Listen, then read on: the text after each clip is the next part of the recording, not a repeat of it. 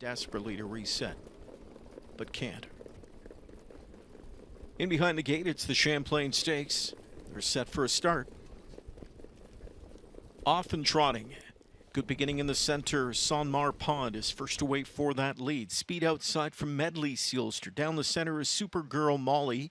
In at the railway fourth is Southwind Milk.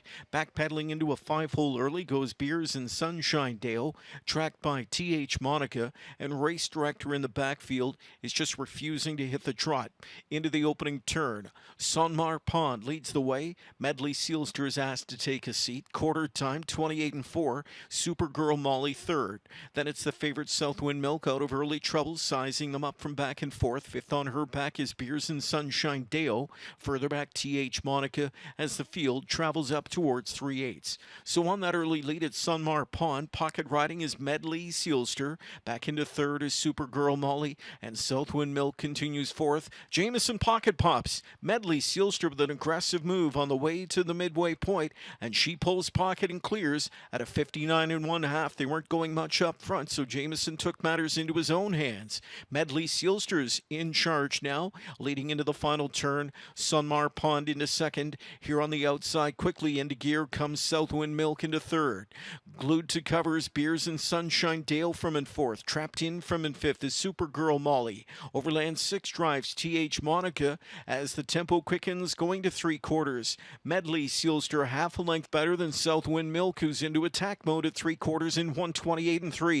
Early leader Sonmar Pond will need racetrack from third. Brushing up off cover comes Beers and Sunshine Dale fourth. Deep stretch. Medley Sealster still there with the lead. Outside is Southwind Milk. Pocket sitter Sonmar Pond crying out for racetrack. Rushing off cover comes Beers and Sunshine Dale. Still there, Medley Sealster. A late push from Beers and Sunshine Dale.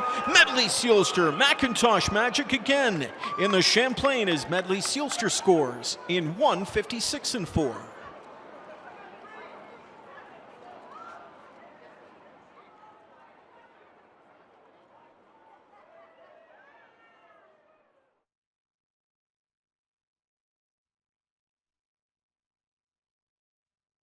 Brushing up off cover comes Beers and Sunshine Dale fourth.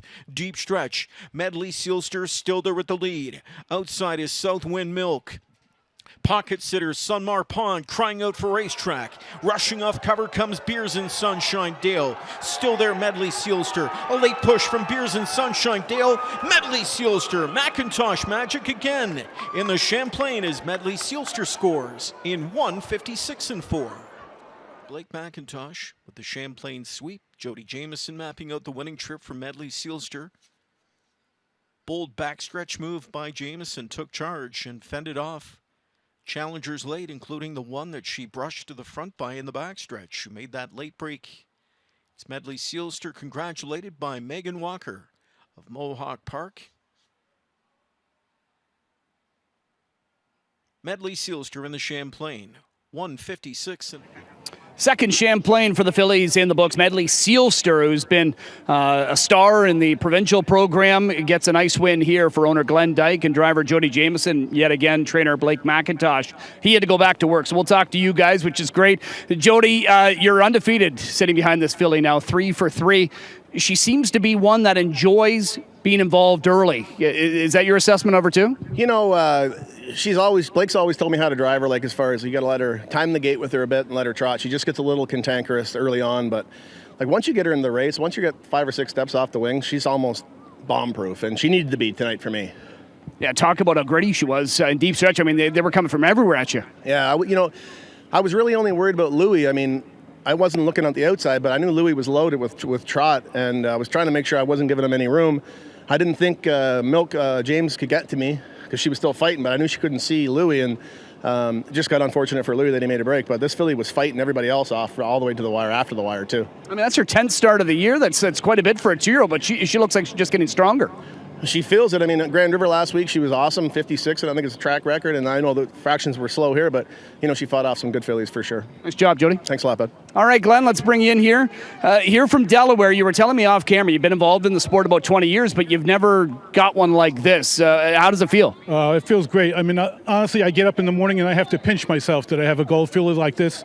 I paid $24,000 for her. I bought her on day 2 of London, and I nearly left and went home after day 1 because I bought a nice Bettor's Delight filly. Something told me to stick around for day 2 because I really loved this horse's video. Now, Blake is not a big video guy, as you know, but I talked him into at least looking at this horse, and he liked her and gave her his stamp of approval, so she went home with Blake. Intuition goes for something, right? It worked here. Talk about the relationship you've got with Blake. How long has this been going on? I had a horse with him about 4 years ago, a quarter of a New York bred. And then I dived in with 2 horses with him last year. One got sick and didn't make it, and another one was a Prospect Series horse called Eiffel Power. And I decided to go back in this year. I mean, I have a good relationship with him. His philosophy on training babies tends to align with mine, which is, be somewhat aggressive. So it's a good match.